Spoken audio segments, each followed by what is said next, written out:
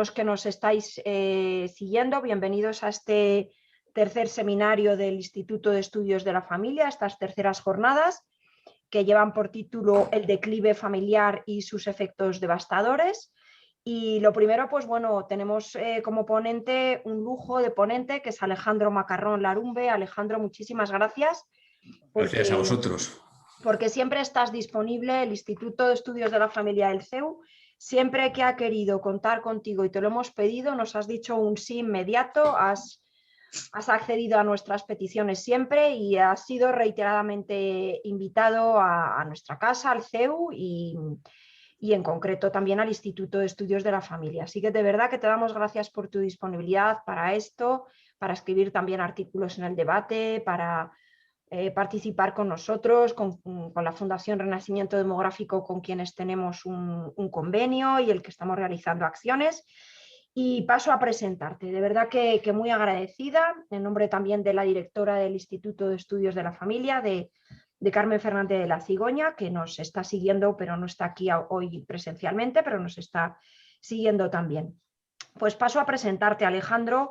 Alejandro es ingeniero de telecomunicaciones, ha ejercido y ejerce como ingeniero y como consultor empresarial, tiene una trayectoria profesional pues muy dilatada, ha sido director comercial y de servicios de operadores de telecomunicaciones, ha sido socio y corresponsable de diversas firmas de consultoría, responsable de lanzamiento de nuevos negocios, consultor, y o sea que tiene una trayectoria profesional dilatadísima, con mucha experiencia, muy reconocida. Pero también le voy a presentar lo que toca a conocimientos demográficos y también pues, la labor que ejerce por otro lado desde mediados del 2013, paralelamente a su actividad profesional, pues es director de la Fundación Renacimiento Demográfico. Y por ello también es muy conocido. Yo creo de verdad que estamos ante, si no la más, una de las cabezas más conocidas, pensantes, conocedor de datos, de reflexiones, conocidísimo en este terreno de demografía, natalidad, familia. Es autor de los libros Suicidio demográfico en Occidente y Medio Mundo, El suicidio demográfico de España, y luego también otra monografía de características demográficas fundamentales de Cataluña y País Vasco.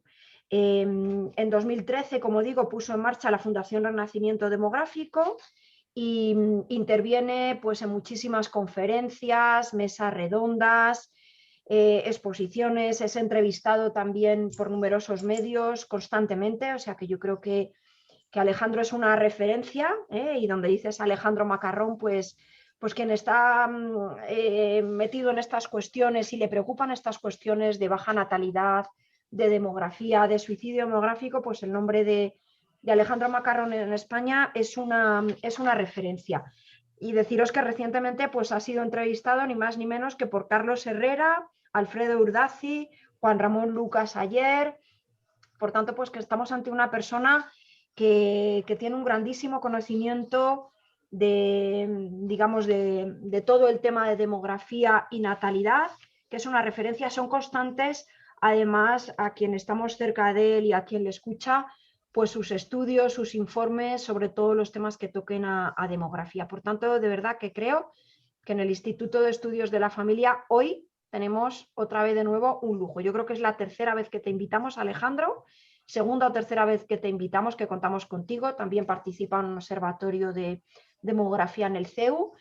Y de verdad que te agradezco de todo corazón que aparte, te agradecemos que aparte de tu actividad profesional, pues dediques este tiempo a este tema que nos preocupa muchísimo y accedas a estar aquí con nosotros. De verdad que te lo agradecemos muchísimo, Alejandro. Entonces, bienvenido con nuestro agradecimiento. Y pasamos a escucharte, se nos siguen uniendo personas. Otras veces nuestro seminario, pues para todos los que os unís por primera vez o habéis estado en ocasiones anteriores, pues como todo en esta pandemia, lo presencial está suspendido. Solemos tener nuestro seminario pues en una sala de juntas, en una sala de reuniones que tenemos, en la que luego continuamos con una comida coloquio.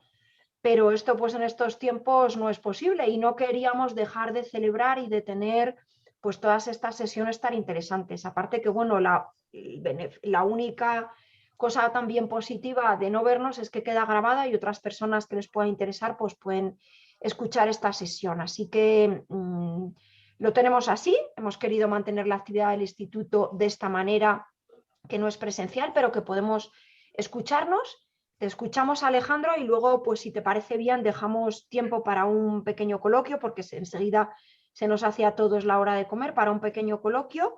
Y tenemos también un chat abierto y te plantearé pues todo lo que puedan plantear aparte en el chat. Bienvenidos también a todos los que estáis siguiendo esta sesión y esperamos y estamos seguros de que va a ser de grandísimo interés. Muchas gracias, Alejandro, y aquí te tenemos para escucharte. Bueno, pues muchísimas gracias, Carmen. Te has pasado con los elogios y demás. Para mí es un gusto estar siempre con el CEU, que creo que es una de las instituciones más serias que hay en España y desde luego en el campo educativo. Y además es muy de agradecer el interés que estáis tomando por estos temas, que ojalá os sigan otros, ¿no? Sigan vuestra estela, porque yo creo que no hay ninguna gran institución de este tipo educativa que esté tomando tanto interés por la familia, el problema demográfico de España por falta de nacimientos y demás, ¿no? Yo efectivamente no soy demógrafo titulado, no soy sociólogo de estudios universitarios y entré en este campo porque me da mucha pena pues cosas como las que os voy a contar hoy. Me dan mucha pena que esté pasando esto con la familia, con la natalidad y lo que ello conlleva a corto plazo, en lo inmediato y en el futuro para España, ¿no? Entonces voy a hacer una presentación, voy a compartir pantalla, una presentación con algunas transparencias y luego diapositivas y luego pues iremos a coloquio, ¿no? Que creo que suele ser siempre lo más interesante, ¿no? Entonces, le ha titulado Efectos devastadores. Empezamos ya por un adjetivo grueso, pero es que creo que no es menos lo que cabe aplicar, ¿no? Tanto en lo que se refiere, lo que genera esto, que es que nazcan pocos niños, lo cual hace que nuestra sociedad a medio y largo plazo pues, sea inviable, ¿no? Por falta de reposición o relevo generacional y por envejecimiento de la sociedad, como por lo doloroso de las situaciones familiares, de muchas situaciones que se están generando, en especial para la infancia, ¿no? Vivimos una sociedad que habla siempre de proteger a la infancia y, sin embargo, veremos de algunas cosas en las que no les protege en absoluto, ¿no? A los niños. Bueno, más o menos, ahora mismo, con las pautas de fecundidad de 2019, esto es un número que varía de año en año, pero tiende a empeorar, alrededor del 40% o más de los jóvenes españoles actuales no tendrían ni siquiera un hijo, ¿no? Y de mayores la mitad, o tal vez ya un poco más de la mitad, con estas pautas no tendría ni siquiera un nieto, ¿no? Es decir, lo cual da una idea de que no dejas descendencia aguas abajo y la soledad que esto te va a generar, sobre todo cuando seas más mayor, ¿no? Que es cuando se nota más este tipo de cosas. Hace una generación y media, hace 44 años, 45, pues apenas el 10-12% de los españoles no tenía al menos un niño, ¿no? Siempre hay gente que no ha tenido hijos. En el pasado había más personas célibes religiosas, ¿no? Curas y monjas, frailes.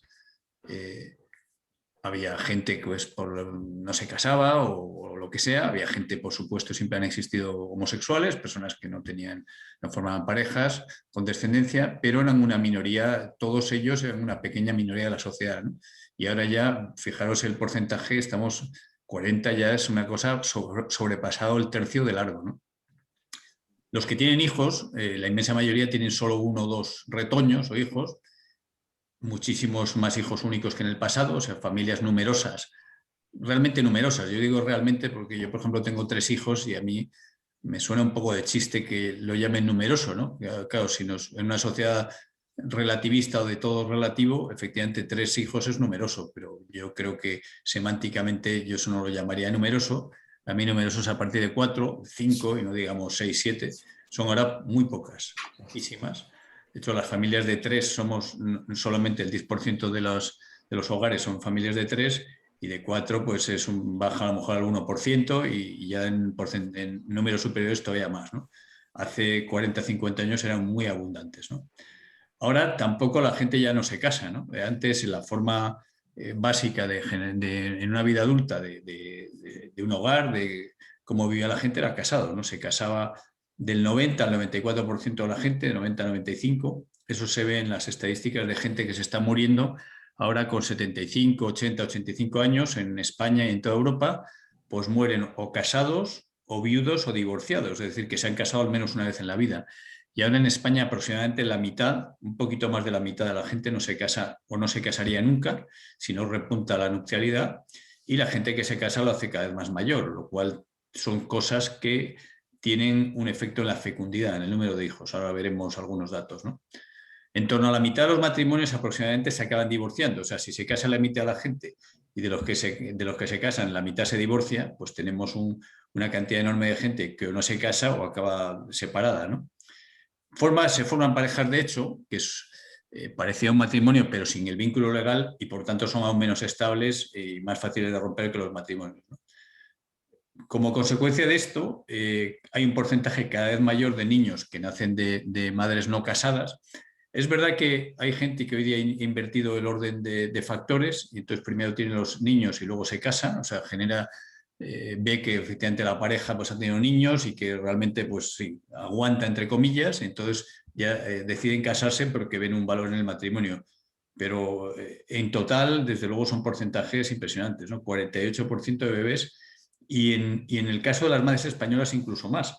Cuando empezó a dispararse el porcentaje de hijos de madres no casadas en España, al principio las inmigrantes tenían un porcentaje más alto y ahora son las españolas, tienen más alto que la comunidad inmigrante globalmente, ¿no? Luego tienes muchísima gente dentro de este adjetivo devastador que yo utilizaba. A mí me dan especialmente pena los niños que sufren el trauma del divorcio de sus padres, ¿no? Creo que es un trauma en la infancia, es dañino generalmente para el desarrollo final de las personas. Estadísticamente, la estadística es esa ciencia, no es exactamente lo mismo que otras cosas que son blanco o negro. Cuando se dice que en media las cosas son grises, quiere decir que hay cosas grises, que hay cosas blancas, que hay cosas negras. Entonces, estadísticamente, la gran mayoría de los niños sufren un trauma. Bueno, un trauma yo creo que sufren todos, ¿no? Pero prácticamente todos, por la separación de sus padres. Y luego, además, muchos tienen un efecto también en su propio desarrollo educativo y a la larga incluso económico, ¿no? Entonces, aproximadamente lo que yo he calculado con las cifras de la encuesta continua de hogares de España, un 16%, 15-16% de los menores de 25 años no convivirían solo con su padre, conviven solo con su padre o su madre, y en torno al 6 o 7% con un adulto que no es su padre o su madre. Es verdad que hay una parte de esos que no conviven con su padre o su madre que es por fallecimiento, ¿no? Porque enviudó su padre o su madre, ¿no? Pero la gran mayoría no es por eso, son o por divorcios y separaciones y en algunos casos por decisiones de madres solteras por decisión o padres si pueden adoptar o lo que sea, ¿no? En torno a 1,5 millones de menores serían los que han sufrido en España el trauma y otros efectos negativos de la separación de sus padres, ¿no? Y parte viven en hogares que llamamos reconstituidos, que son con otro un padrastro o una madrastra, ¿no? Y hay también un porcentaje, que en España todavía es pequeño, pero antes era prácticamente nulo, de nacimientos en los cuales no hay padre, no se registra padre. Puede que lo haya de facto, también puede tener eso a veces que ver con temas de ayudas, pero en muchos casos serán madres solteras por decisión. Siempre ha habido algún pequeño cantidad de niños que nacían, por desgracia, eran hijos póstumos, ¿no? El padre pues, puede morir durante el embarazo de la madre, eso y también sigue pasando, lo que pasa es que es muy poco, ¿no? Pero hay países donde es mucho más alto ese porcentaje, ¿no? Como Noruega en torno al 8%, ¿no? Hay un número creciente de lo que llamaríamos hogares alternativos al tradicional típico, son parejas de hecho sobre todo, hogares monoparentales. Los hogares monoparentales se deben, bueno, hay una parte que también existía antes, que eran esencialmente los debidos a viudedades, ¿no? A enviudamientos, pero también muchos por separaciones y algunos por decisión voluntaria de no quiero que mi hijo tenga padre, quiero tenerlo yo sola y lo formo, ¿no? Lo que llamamos hogares reconstituidos, en los cuales hay, a lo mejor hay, después de un divorcio, los niños que generalmente se quedan con la madre pasan a vivir con la pareja, la nueva pareja del padre, o sea, perdón, de la madre, o bien a veces se juntan incluso dos familias, ¿no? La madre trae un hijo o dos y el padre trae un hijo o dos y se forma un hogar en el cual hay hijos de los dos padres, pero que ni siquiera tienen un progenitor en común, a veces sí. Y luego también hay hogares formados por parejas homosexuales, son en torno al 1% del total y siguen siendo muy minoritarios y muy pocos tienen hijos, ¿no? en la encuesta continua de hogares de 2018 del INE, estudiando lo que se llaman los microdatos, que bueno, llevan cierto trabajo mirarlos, pero dan información de detalle que a veces no publica el INE, digamos, en notas de prensa, pues se veía que eran un niño de cada 1.100, de cada más de 1.100 en España, menor de 25 años, un niño, con 20 años ya no es un niño, pero un menor de 25 años, en concreto de 1.147, vivía con una pareja del mismo sexo, de adultos, ¿no? Que es, lógicamente, es una proporción muy, muy pequeña, y sin embargo parece que por esa razón la Seguridad Social ya no nos llama padre a los padres, ni madre a las madres, sino que ahora somos primer progenitor, típicamente la madre, y segundo progenitor, típicamente el padre. O sea, francamente, ya si nos ponemos a eso, no lo entiendo por qué se hace así, teniendo en cuenta pues, las proporciones que estamos hablando, ¿no?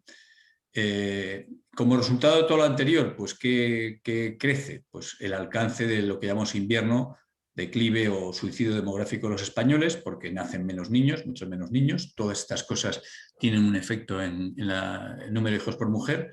Crece la soledad se ha disparado, se está disparando. La soledad crece como consecuencia de tener menos niños y por tanto menos hermanos cuando eres pequeño, y crece como consecuencia de que la gente no se case y que se separe mucho. El porcentaje de niños que sufren el trauma de ruptura familiar, como adultos y como niños, porque también el adulto sufre, es un trauma, ¿eh? Es decir, no sé quién. Es impresionante el cómo, dado lo doloroso que es y lo costoso que es, pese a todo hay tanto divorcio, que haya un pequeño porcentaje de parejas que fracasen de una forma absolutamente insalvable. Bueno, entra dentro de la naturaleza humana, ¿no? Pero que fracasen la mitad hasta el punto de separarse de los casados es un porcentaje impresionante, ¿no? Y crece, como decía, el porcentaje de niños que se cría sin su padre o madre biológico, y de los que nunca llegan a conocer al padre, ¿eh? Eso también pasa, es un porcentaje pequeño, pero que pasa, ¿no? Aquí vemos en los nacimientos, cómo han evolucionado los nacimientos en España desde que hay los primeros registros más o menos modernos, a mediados del siglo XIX, y como veis, nacían prácticamente siempre los mismos niños hasta que el año 1977 se produjo una caída abrupta, ¿no? A la mitad de la gráfica se ve un año, que es el año 1939, es la Guerra Civil, y como veis en la Guerra Civil nacían más niños que ahora, y eso que España tenía 20 millones menos de habitantes. La parte derecha de la gráfica he puesto en azul los nacimientos totales, y en rojo salen los nacimientos de madres españolas, porque hasta mediados de los 90 o principios de los 90 no había casi inmigrantes en España o extranjeros. España era un país de emigrantes y no de inmigrantes. Y eso lo he puesto para que se vea que prácticamente todo el repunte, hubo un repunte de nacimientos del año 2000 al 2008 se debió a la inmigración, prácticamente todo, pero después volvió a caer y como veis, inmigrantes incluidos, estamos por debajo, y solo contando madres españolas, muy por debajo de los nacimientos del año 39, que es, como decía, lo que hay a la mitad de la gráfica, el mínimo que hay, ¿no? Estamos en niveles de nacimientos que son propios del siglo XVIII o incluso XVII, ¿no? La fecundidad, que es el número de hijos por mujer, que al final es lo que indica si una generación va a tener reemplazo o no. Hacen falta 2,1 hijos por mujer aproximadamente en la situación actual, en la que prácticamente no mueren niños, poco después de nacer mueren muy pocos y luego ya casi ninguno, pero en el pasado morían más de la mitad de los niños que nacían, no llegaban a cumplir 12 años. Esos son datos, por ejemplo, de hace 140 años, ¿no? Con lo cual o se tenían muchísimos niños, que muchos de ellos morían, o las sociedades no eran viables, ¿no? Entonces, como veis, hay una tendencia a la caída del número de hijos por mujer en España desde 1900, de hecho empezó un poco antes, pero como caía la mortalidad infantil y juvenil más incluso que los nacimientos, pues no tenía efecto, se compensaba. Hay una caída con la guerra civil y la posguerra, que luego después viene una recuperación, lo que llamamos el baby boom, en los años finales de los 50 hasta mediados de los 70.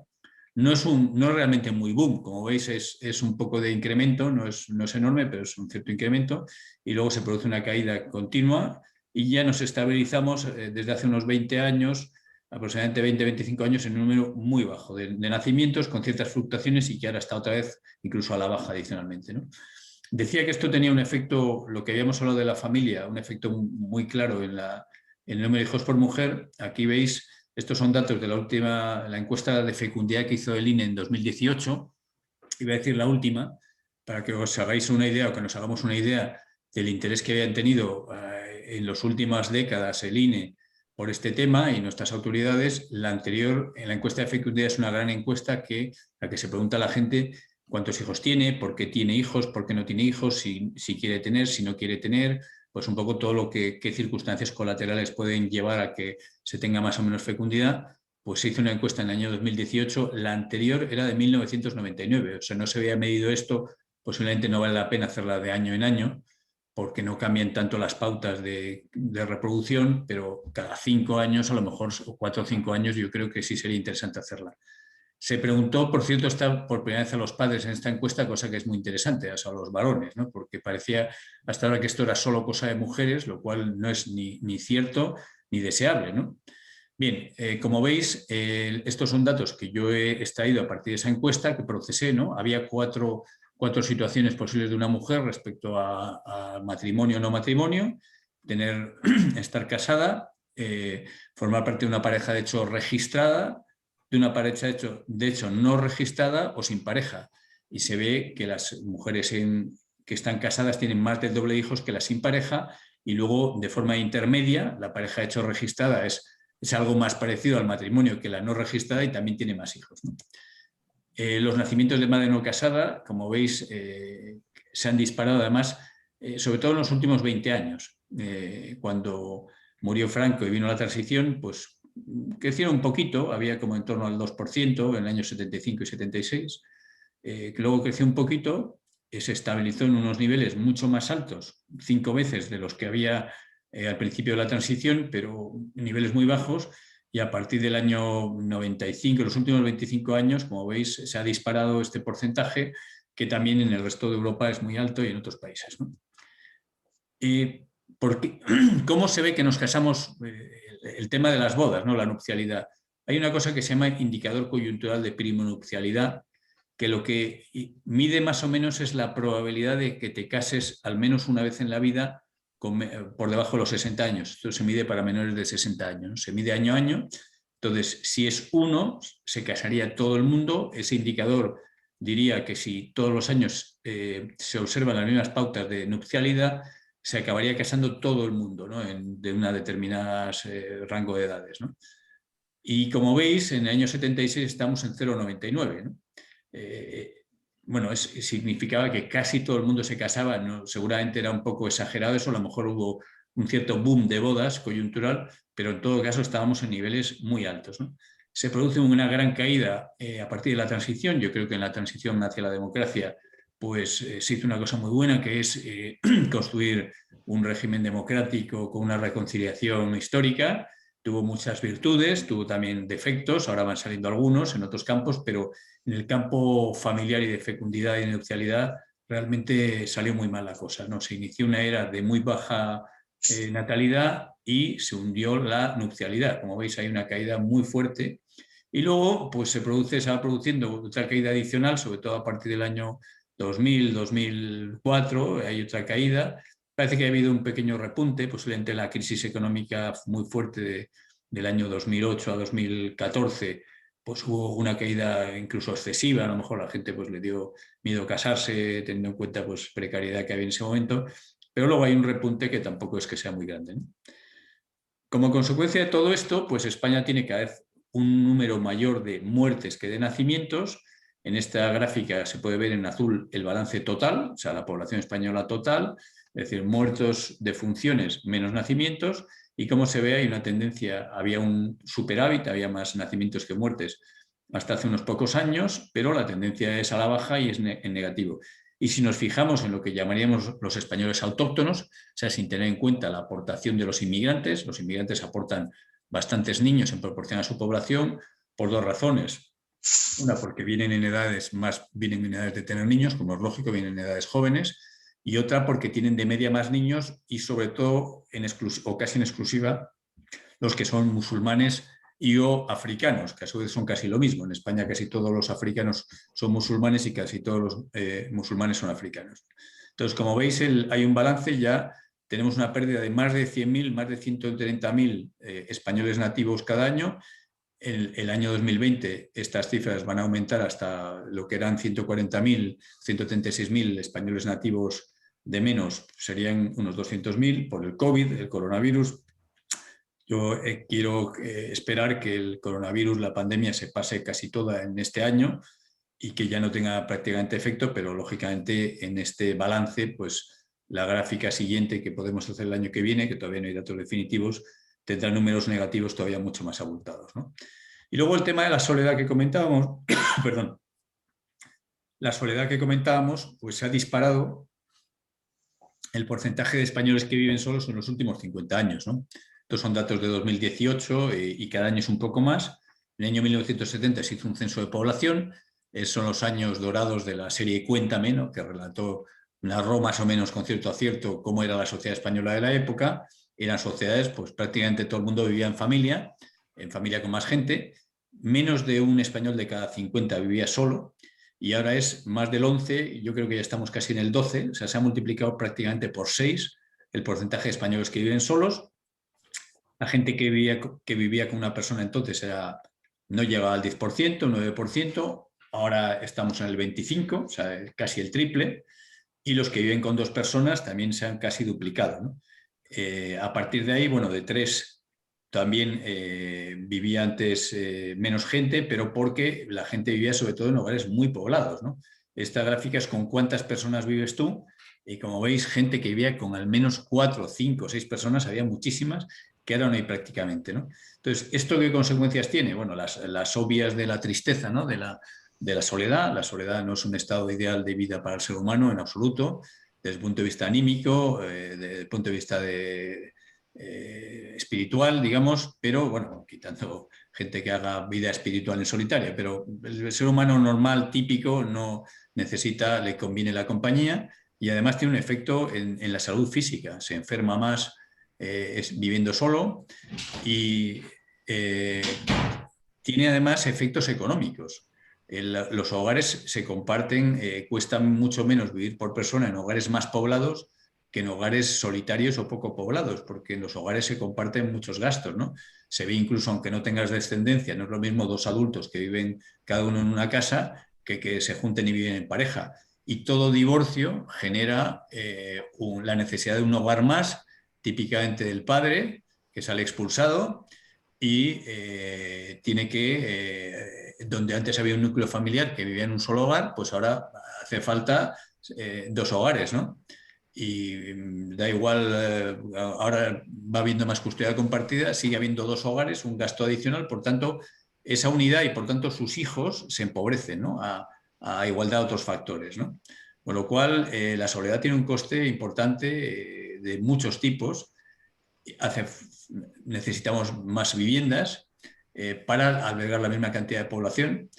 Se ha pasado en España de casi 4 personas de media por hogar a unas 2,4, 2,5, ¿no?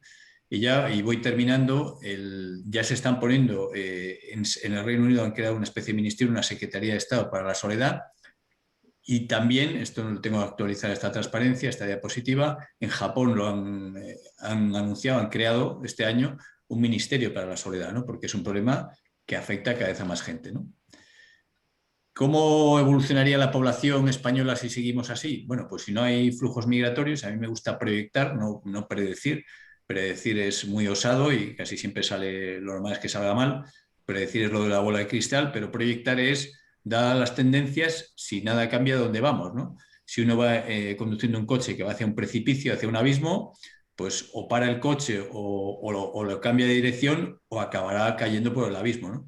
Entonces, España en concreto, si no cambia, aumenta la tasa de fecundidad, el número de hijos por mujer, y no tuviésemos inmigración ni positiva ni negativa, emigración neta, ojo que hemos sido en el pasado un país de emigrantes más que de inmigrantes, y si entramos en un declive continuo lo podemos ser, como les pasa a la España que está más envejecida. Bueno, pues aproximadamente perderíamos la mitad de la población de aquí a fin de siglo, en 80 años, y perderíamos 2/3 de la que está en edad laboral, que es la que trabaja, la que produce toda la riqueza, ¿no? Y la sociedad quedaría muy envejecida. Y si nos fijamos en los españoles, digamos, autóctonos o nativos, los actuales, sus descendientes decaerían todavía más, ¿no? Las pirámides, la población, bueno, esto es una charla que di en el Ateneo de Madrid hace unos años, Entonces me quise fijar cómo evolucionaba, quise hacer una proyección, datos históricos y futuros de cómo era la distribución por edades de los españoles. Entonces, en las sociedades del siglo XIX, principios del siglo XX, que es la barra que está en verde y en un color pues más o menos naranja o algo así, pues se ve que hay un porcentaje muy grande de menores de 16 años, y en el momento presente, que era en ese entonces 2018, y no digamos en el futuro, pues tienen un peso cada vez menor, ¿no? Hay un porcentaje cada vez más pequeño, y en el otro extremo de la distribución por edades, como veis, los octogenarios se disparan, ¿no? Antes había muy pocos, es un triunfo de la sociedad que vivamos tantos años, pero si no hay niños y jóvenes para que cuiden, creen la riqueza que necesitaremos todos de octogenarios y nonagenarios, pues será un regalo envenenado, ¿no? Y yo creo que aquí, a ver cómo vamos de tiempo, yo creo que puedo parar aquí y vamos al coloquio, ¿no? Si queréis. Vale, pues Alejandro, Voy. muchísimas gracias. La verdad que interesantísimo, como siempre, escucharte con unos datos súper actualizados y que nos remiten además a, pues no sé, a muchas reflexiones, ¿no? Porque los datos te invitan a muchas reflexiones. A mí, entre que nos escriben alguna cosa por el chat, Alejandro, que sobre todo pues es un agradecimiento, y veo que entre las personas que están conectadas, aparte de algunos amigos, pues también hay profesores, doctorandos, colaboradores del instituto, profesores del CEU, entre los que veo conectados, pues... Ay, perdón, no sé si...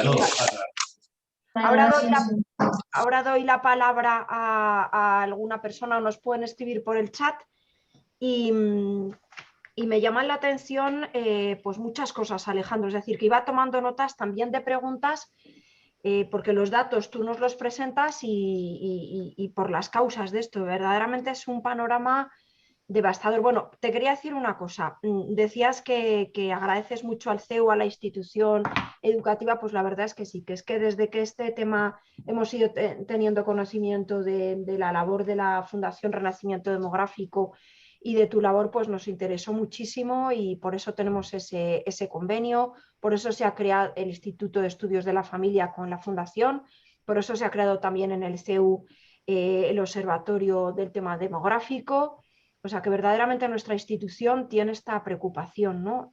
Y es que quien no la tenga, pues no está preocupado por España, por nuestro país. O sea, es que es una grandísima preocupación de nuestros hijos, de nuestros nietos, del país que dejamos, del legado que dejamos, ¿no? Y los efectos devastadores que tiene. A ver, se me ocurren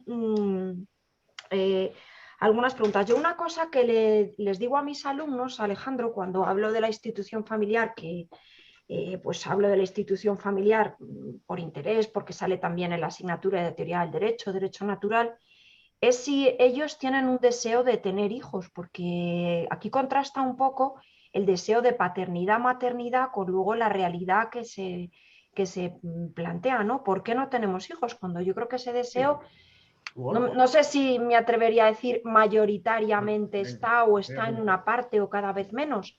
O sea, ¿por qué ese deseo está? Yo lo pregunto año a año a mis alumnos, y hay una parte de un alumnado universitario, claro, del CEU, en los que reconocen que ese deseo está, también porque vienen de familias, no sé, y tienen una buena experiencia familiar. O sea, por un lado, no sé qué me dirías en torno a eso.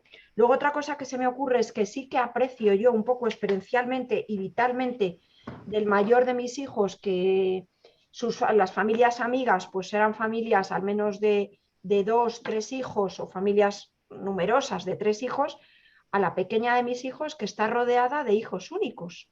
Es decir, que en unos años, efectivamente, ha crecido mucho, y tú lo decías, ¿no? El tema de los hijos únicos. Y esos hijos únicos manifiestan que tienen un deseo de hermanos, una cosa, un comentario hasta infantil, ¿no? Pero que cuando van a casas de familia numerosa, pues yo aprecio experiencialmente de un tiempo a esta parte, en una diferencia de 8 años, clases mayoritariamente de hijos únicos, ¿no? Se me ocurren estas dos reflexiones. Ahora damos la palabra también y miro el chat. Y luego también, Alejandro, que por los datos que nos das, verdaderamente a mayor compromiso, mayor número de hijos, lo decías, ¿no? Las circunstancias que ayudan: matrimonio, es donde se tienen más hijos. Pareja, de hecho, registrada o no registrada, y todo va, ¿no? Y es que, claro, para criar hijos, pues está claro que se necesita esa estabilidad, ese compromiso, eso que es algo bueno para los hijos, que hay mejor que haya una estabilidad y que sus padres se quieran, pues también para el compromiso de tener hijos. No sé si me ocurren todas estas cosas. Alejandro, ahora si queréis, os digo a los que nos estáis siguiendo, que estamos pues cerca de 20 personas, podéis decirnos cosas por el chat o también puedo daros la palabra pues a algún profesor. ¿De acuerdo? Alejandro, ¿qué me Bueno, pues dices de muchas esto gracias, que te Carmen. planteo? Te Es la plantearía mil primera cosas, ¿eh? Tengo pregunta. aquí un montón de cosas anotadas. Otra cosa es el tema de la soledad, que ahora que me parece tristísimo y que ahora si quieres, no sé si puedes decirnos alguna palabra más de esto, pero ¿qué te parece lo que te planteo? Bueno, vas a temas clave. La primera pregunta que haces es uno de los clásicos. ¿Esto nace o se hace, ¿no? Las cosas son innatas o adquiridas, ¿no? Ser humano, al ser un animal, y para los creyentes con un nivel distinto además de animal, ¿no? Pero tener tanto peso en nuestra racionalidad, pues tiene pues una mezcla continua de cosas innatas o instintivas y de cosas educadas. O sea que se puede modificar mucho la conducta por lo que tú ves y lo que dejas de ver y lo que te cuentan y no te cuentan, y al mismo tiempo siempre hay lo innato. Entonces, por lo innato, sí o sí o sí queremos tener niños, estamos, entre comillas, programados para tener niños, ¿no?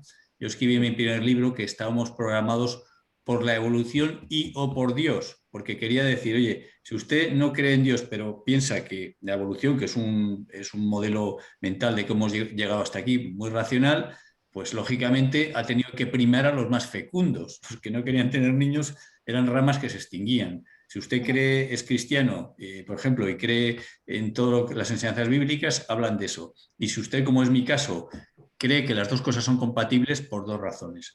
Ahora bien, es modulable. ¿Cómo vamos a querer tener más niños o menos? Pues si nos dicen desde pequeños que es muy bueno tener niños, como pasaba toda la vida, y que de mayor tengas hijos y te cases, te están condicionando en tu familia, en otros lados. Y veías series de televisión pro familia. Si pasa lo contrario, pues esas ganas van a quedar en segundo plano. En concreto, las mujeres, desde luego, antes, digamos, se os orientaba casi exclusivamente a ser madres. Bueno, en realidad es mentira, porque en las sociedades rurales las mujeres trabajaban lo mismo que los hombres, y solamente es verdad en las sociedades urbanas se pudo producir eso de que el hombre iba a la fábrica o a la oficina y la mujer se quedaba en casa, porque en el campo, vamos, la mujer no paraba de trabajar. También luego en casa trabajaba lo que era en el hogar, pero eso que llamamos hoy día trabajo, ¿no? Pero claramente el tener hijos, y los hombres también. Ahora que la orientación no se hace sobre eso, ¿no? Y luego ya sobre temas incluso que estamos viendo de esto que hemos visto del divorcio, ¿no?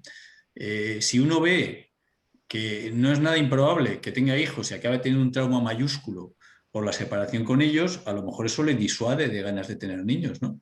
Si uno ha vivido eso de pequeño, puede tener ganas de formar una familia feliz y estable de mayor, o decir, oye, el infierno que yo he tenido no se lo quiero dar a quien más podía querer, que sea un hijo, ¿no? Es decir, los malos ejemplos, los ejemplos, lo que estamos viviendo, ¿no? Cuando uno ve familias grandes y bien avenidas, da muchas ganas de tener una familia grande, porque es una cosa maravillosa. Ahora, si no lo ve, si no Claro. ves más que hijos únicos, o sea, los seres humanos somos muy imitativos. Por tanto, yo creo que hay una cosa innata y tenemos muchísima capacidad de actuar sobre eso. De hecho, los americanos, cuando quisieron bajar la natalidad, hicieron un plan que no es conspiranoia, está desclasificado en un informe que se llama Informe Kissinger de 1974, donde es un plan por tierra, mar y aire para intentar que nazcan menos niños en países poco desarrollados, porque tenían miedo a revoluciones que les privasen de materias primas estratégicas.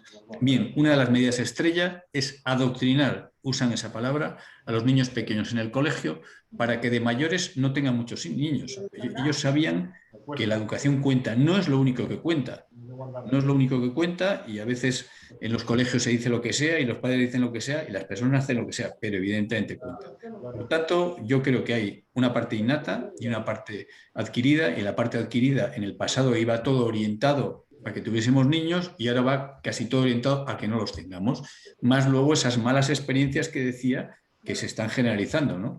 Padres y niños privados de su padre, o sea, niños privados de su padre, pues, o de su madre, porque habrá casos menos, pero los habrá también, ¿no? Entonces, el tema de los hijos únicos, efectivamente, la soledad, y ligando con la última cosa que me decías, la soledad para mí es especialmente dolorosa y dañina en la infancia y en la vejez.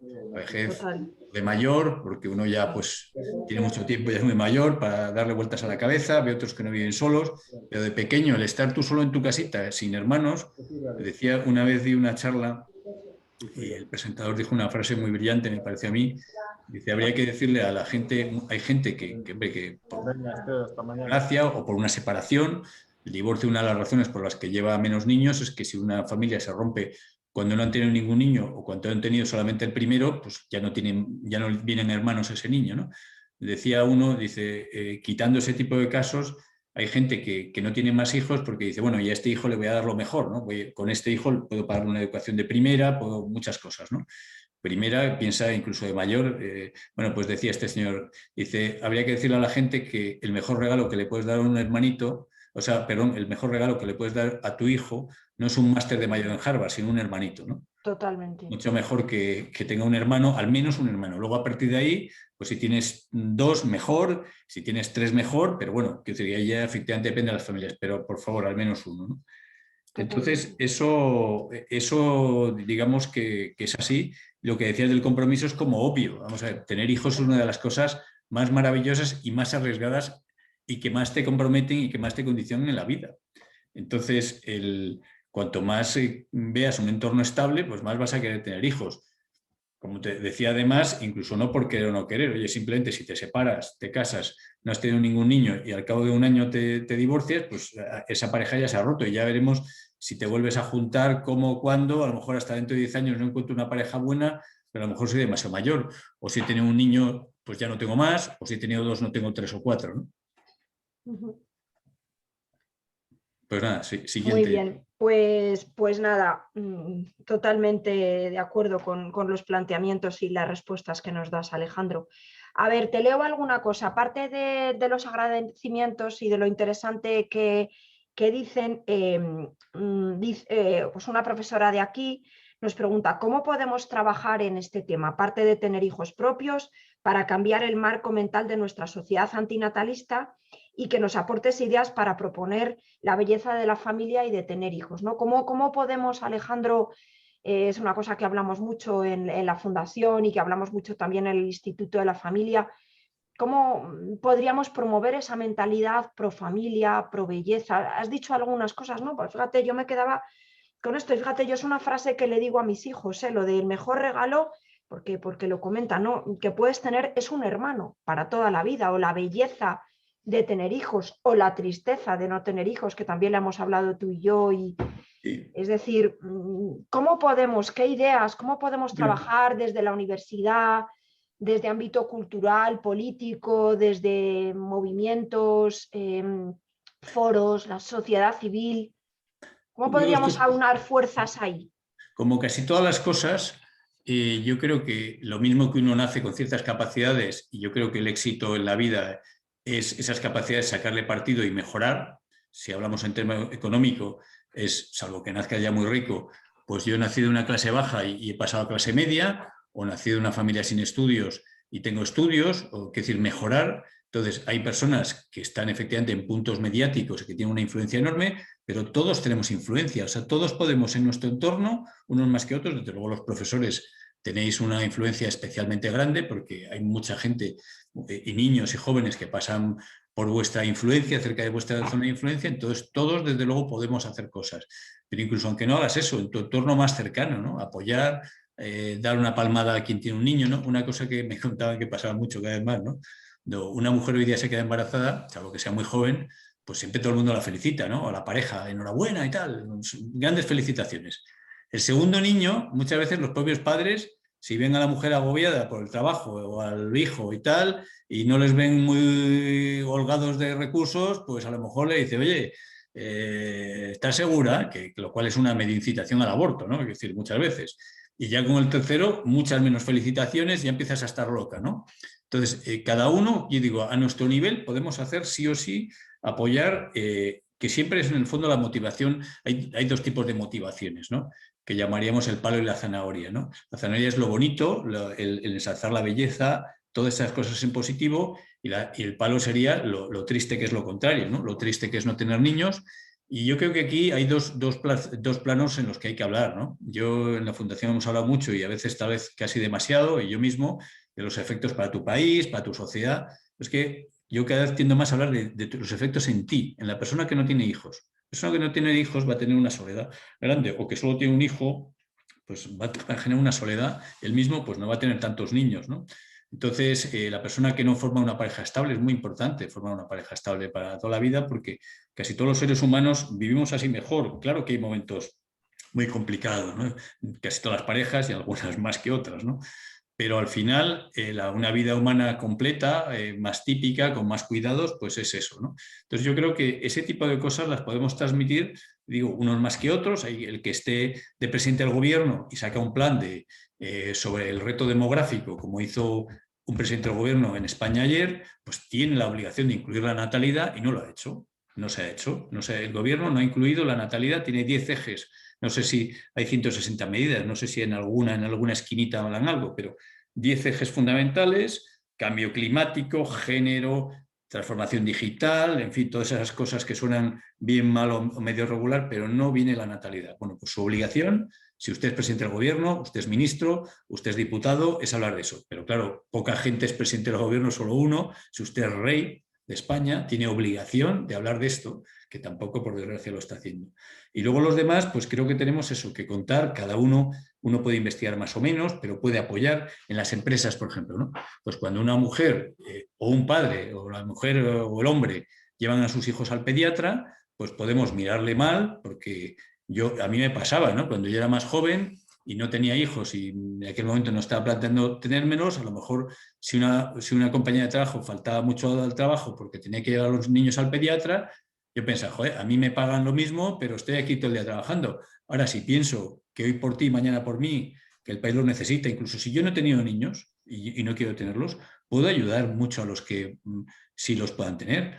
Vamos, de hecho, en el pasado había muchos más de una categoría humana que son religiosos célibes, curas y monjas, que apoyaban. Ellos no tenían niños, pero apoyaban a los demás. Es que aunque uno no tenga niños, le conviene que los demás los tengan. O sea, si somos 3 hermanos, uno no tiene hijos, pero los otros tienen muchos, pues el que no tiene hijos tendrá muchos sobrinos. Que también, oye, ya que no tienes hijos, por lo menos sobrinos, ¿no? Y el cura no tenía hijos, pero tenía muchos sobrinos, y la monja. O sea, hay que decir que nos convendría a todos, tengamos o no tengamos niños, apoyar a los que pueden tenerlo. Y desde luego, quienes son críticos son los que están ahora mismo en edad fértil y las futuras generaciones. Claro, los que ya han pasado esa edad fértil, eso ya no van a poder tener niños, pero tenemos que vender eso, lo bonito que es. Oye, que esto tiene mucho esfuerzo, sí, pero la alegría que te da. Y desde luego, los que tienen familias muy amplias, me no digo presumir, pero la verdad es que cuando ves una familia bien avenida, amplia, es que es una maravilla, es una maravilla. Dices, qué hogar más lleno de vida. Y eso yo creo que en la medida que lo podamos difundir ayudaría, ¿no? O sea, que cada uno, desde luego, podemos hacer en nuestro ámbito, podemos ayudar a quienes tienen hijos. Una cosa fundamental: a cualquier mujer y más joven que se quede embarazada, no animarla a abortar, sino lo contrario. Enhorabuena, pues a lo mejor te puede costar, cómo te puedo ayudar, ¿no? Sobre todo si es una chica joven, ¿no? Es decir, hoy día más de la mitad de los embarazos de menores de 20 años se abortan en España, ¿no? Pero también de chicas de 17, 18, que ya no son niñas, ¿no? Bueno, pues se les puede ayudar. Hay familias, cuando sucede eso, que dicen los padres, bueno, pues como si fuese un hijo más, ¿no? Lo criamos aquí. Y otras, por desgracia, muchas que dicen, esto no puede ser y fuera, ¿no? Bueno, pues ese tipo de cosas, cada uno, insisto, tiene a su alcance ayudar o no ayudar. Bueno, Alejandro, y dos planteamientos Luego, más que te perdona, hago. por supuesto, nos pueden ayudar la fundación, fundaciones como Renacimiento Demográfico, que no tenemos un euro, no tenemos prácticamente dinero, y que hacemos por lo que podemos, ¿no? Es verdad, u otras o equivalentes. Yo lo digo para que no se me acuse de vaya morro, ya estás pidiendo dinero para lo tuyo, pues que monten otra, no lo sé, o monten un club de amigos, un círculo, pero sí que es verdad, ¿eh? O sea, se puede ayudar por vías como aportar a fundaciones como la nuestra. Totalmente, y ir creando, como nos preguntaba esta profesora, de qué manera pues esa mentalidad pro familia, pro vida, pro belleza de la maternidad, de la paternidad, de lo que es tener una familia, crecer en eso, que se comprende más experiencialmente. Y luego, Alejandro, pues te planteo dos últimas cosas que me dicen por aquí también por mensaje. Varias te planteo y ya, tenemos que ir terminando. ¿De qué manera? A ver, me impresiona mucho, impresiona también a personas en el chat como la reflexión sobre la soledad y este secretariado de Estado para la Soledad en el Reino Unido. Yo creo que es una tristeza enorme y ese paisaje que dibujas, ¿no? Y que es el real, que nos haces gráfico de más muertes que nacimientos. Y hoy pasa antes que antiguamente. Antiguamente o anteriormente muchos niños y pocos ancianos, y hoy al revés, ¿no? Con la alegría que es pues ver lugares con hijos, ¿no? Y ese tema de la soledad. Y luego me plantean dos cosas más, Alejandro, sobre la recuperación de Hungría de la natalidad. No sé si es ejemplo a seguir, qué cosas buenas, que podríamos comentarnos de ese tema. Y luego otra persona me plantea por el chat si crees que este fenómeno que estás describiendo es de sociedades ricas. Esto nos pasa, esta baja de natalidad, esta tasa de natalidad tan baja, es de sociedades ricas. ¿Y qué relación ves con un cambio étnico de estas poblaciones con relación a la migración? No sé si nos podrías decir alguna palabra, son grandes temas todos los que hemos abierto, pero alguna palabra rápida y que sobre estas cuestiones, así muy ágilmente, Alejandro. Sobre los ministerios esos de la soledad, yo lo que me temo es que no irán las causas de la soledad, que son la desestructuración familiar y la falta de niños, que a su vez están interrelacionadas. Me temo que irán solo a medidas paliativas, ¿no? A ver cómo ponemos un asistente, cómo ponemos un centro para que se junten, cosa que está bien. Vamos a ver, en la vida hay que curar la enfermedad en el momento que está, pero si la previenes mucho mejor. Y me temo que se irá eso, ¿no? No he visto los programas que tienen, pero vamos, me juego lo que sea, está pasando en España con las pensiones, ¿no? Tenemos un problema de pensiones, a ver cómo las ajustamos, a ver los años de cotización, pero el problema de base de que hay pocos niños y por tanto pocos cotizantes, ya hay pocos cotizantes en parte por nuestra natalidad baja y en el futuro mucho más, eso no se aborda, ¿no? El tema de Hungría. Hungría, desde luego, está apostando muy fuertemente por la natalidad y la familia, pero yo creo que no lo están haciendo bien del todo, lamentablemente, y para mi desgracia, desgarro, lo siento, yo veo que han tenido un cierto éxito, pero solo parcial, y en parte yo lo achaco que las medidas, lo que yo he leído, ¿no? Claro, yo no sé húngaro, ¿no? Lees lo que ves en prensa en inglés o una noticia en español, están muy centradas solo en la mujer, casi solo, muchas familias medidas. Hace poco, por ejemplo, pues sacaron un paquete de medidas que decía que si una mujer había tenido 4 hijos, ya no pagaría IRPF. Bueno, ¿y el padre por qué no? O sea, ¿qué pasa? Que volvemos al mismo embrismo, que eso no es, en mi opinión, otra cosa, lo mismo que hablamos de machismo, pues es embrismo porque son cosas en lo que sea específico de la mujer madre, por supuesto, la medida tiene que ser orientada solo a ella, el embarazo solo lo tiene la madre, otra cosa es que el padre puede y debe ayudar, pero el sufrimiento físico, todo lo que quiera, solo lo tiene la madre.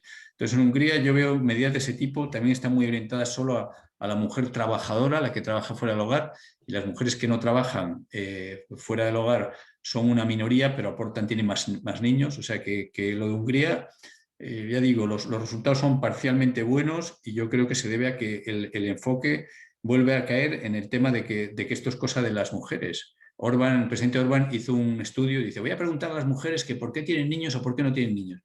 Mire, que no es tema de mujeres, es tema, y además es antifamilia hablar sobre la mujer. Por ejemplo, en Irlanda dan unos subsidios, creo que de 300 euros, no sé si los habrán subido, al mes solo a la madre. Se lo da a la madre, lo cual fomenta a la madre soltera, ¿no?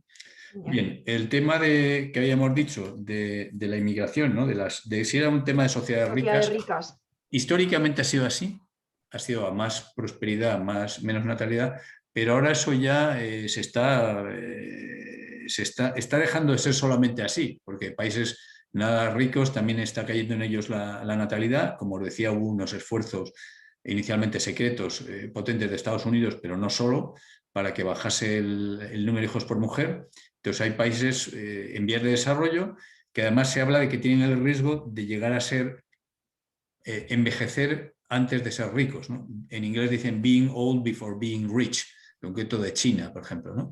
Nosotros, aunque somos una sociedad muy envejecida, es verdad que tenemos ya unas infraestructuras tan buenas tenemos en Europa y en España en concreto, aunque no se construyese casi nada nuevo, no tuviésemos vigor económico para construir carreteras, siempre es más fácil mantener las que hay, ¿no? Es que son países que a lo mejor no se llegan a desarrollar. Lo dramático de algunos países del antes llamado tercer mundo y ahora emergentes es que ha caído mucho la natalidad también en ellos y pueden envejecer antes de desarrollarse. ¿Con la inmigración podemos solventar esto? Pues solo parcialmente. Desde luego todo el tema que hemos visto de la soledad, en absoluto, ¿no? Porque uno no puede importar un inmigrante para que sea su hijo. Bueno, hay alguna pequeña adopción. Cuando digo pequeña, digo numéricamente son muy pocas y cada vez menos. Cada vez menos. En los años gloriosos de la adopción, si nacían 500.000 niños en España, 400 y pico mil, había a lo mejor 3.000 adopciones, o sea que no llegaba al 1%, o sea, no cubría a efectos macroscópicos o de macro, no cubría el déficit de nacimientos. Y luego, por tanto, tú no puedes importar un hijo, no puedes importar un hermano para tu hijo, o sea que puedes importar mercancía del extranjero y puedes atraer inmigración. Luego, además, la inmigración que atraemos generalmente es poco cualificada, lo cual hay muchos puestos de trabajo que no son tan cualificados, que hay que cubrir, y eso está bien, o de cualificación mediana. También, por ejemplo, en medicina, ¿no? Hay muchos médicos hispanoamericanos en España, pero en promedio es muy poco cualificada, poco o muy poco, y por tanto no nos sirve para, para cubrir los puestos muy cualificados y tecnificados que en las sociedades avanzadas hacen falta y que además tienen mucha más productividad y mucha más creación de riqueza que los no cualificados. Por tanto, la inmigración desde el punto de vista económico solamente sirve parcialmente, no sirve para la parte afectiva, no sirve para la soledad. Y luego, bueno, hay el tema de la inmigración, o sea, de integración. Si se integra bien, culturalmente, perfecto, son seres humanos como cualquier otro y genial. Si no se integra bien, se generan fracturas sociales. Eso está pasando en Francia y otros países, ¿no? O sea que la inmigración yo diría que puede ser una parte de la solución. Es peligrosísimo decir que es toda la solución y no es verdad, como hay gente que está diciendo, no, pues no pasa nada que vengan inmigrantes. Y termino con este tema, es que además los países emisores de lo que para nosotros son inmigrantes, para ellos son emigrantes, se están desarrollando finalmente. El Marruecos de ahora es mucho más rico que el Marruecos de hace 40 años y tiene mucho menos hijos por mujer. Esa pobreza con muchos hijos genera una presión demográfica en ellos hacia salir hacia afuera, ¿no? Eso va a minorarse radicalmente, ¿no? Porque si en los países ya no hay esa natalidad agobiante, por tanto no hay mucho desempleo juvenil y además se están desarrollando, vamos a ver, emigrar no es agradable.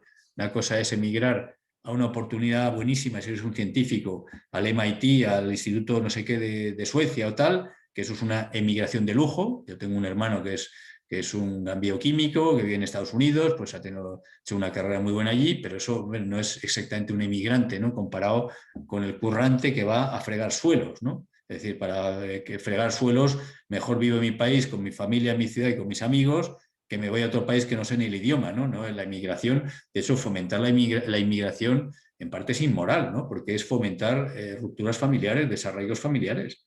Es decir, ese hijo que ya no lo veo, a los padres, ese hermano que no veo, es decir, que no es con una alegría tremenda. Decimos, no pasa nada, traemos inmigrantes, somos ricos y estos pobres que vengan aquí a servirnos, ¿no? Realmente tienen muchos ángulos y muchos no son nada buenos, ¿no? Ahora, dicho lo cual, el inmigrante currante, serio, honrado, pues es maravilloso, ¿no? Porque es una persona esforzada, emprendedora, ¿no? Bueno, Alejandro, pues nada, muchísimas gracias. De verdad que ha sido interesantísima la ponencia. Has tratado temas claves, temas esenciales, temas de los que es que cada uno de ellos hablaríamos, la soledad, el Pues declive sí. familiar, el divorcio, o sea, es que cada uno de ellos lo trataríamos. Pero bueno, creo que nos has hecho pues un dibujo y unas reflexiones interesantísimas que creo que son y deben ser una grandísima preocupación para la sociedad española, para nuestro país, para nuestros hijos, como decía al principio, para el legado que dejamos o no dejamos. Y desde luego que en el CEU pues, nos preocupan muchísimo estos temas, nos preocupa muchísimo, estamos en ello, estamos trabajando con vosotros, con la Fundación Renacimiento Demográfico que diriges en acciones conjuntas, con un convenio, y seguimos en estos temas, seguimos trabajando, reflexionando, atentos a todos los datos que nos vas a seguir aportando, y trabajamos conjuntamente porque esta es una preocupación esencial. Por Así nosotros que no que, quede, ¿no? ¿eh?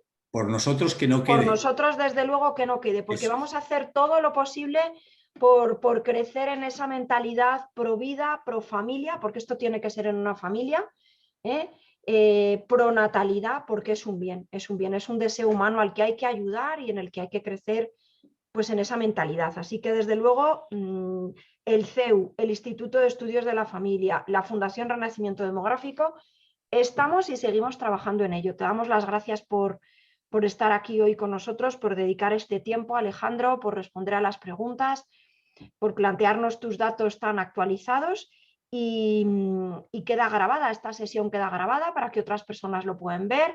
En el chat y por mensajes de teléfono me dan las gracias porque el Instituto de la Familia haya hecho esta propuesta con este tema y nada más, pues agradecerte una vez más, agradecer a todos los que nos habéis acompañado. He procurado recoger pues las preguntas del chat, algunas de ellas, he procurado recogerlas.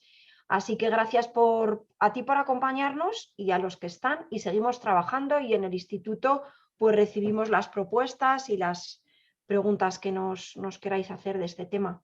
Y muchísimas gracias, Alejandro, muchísimas gracias a todos a los la labor que asistentes. haces personalmente, a la Fundación Renacimiento Demográfico que diriges y seguimos en esa colaboración desde el CEU y desde el Gracias. Instituto de Estudios de la Familia. Así que Bueno, pues hasta luego. gracias a todos y nada, un abrazo. Adiós.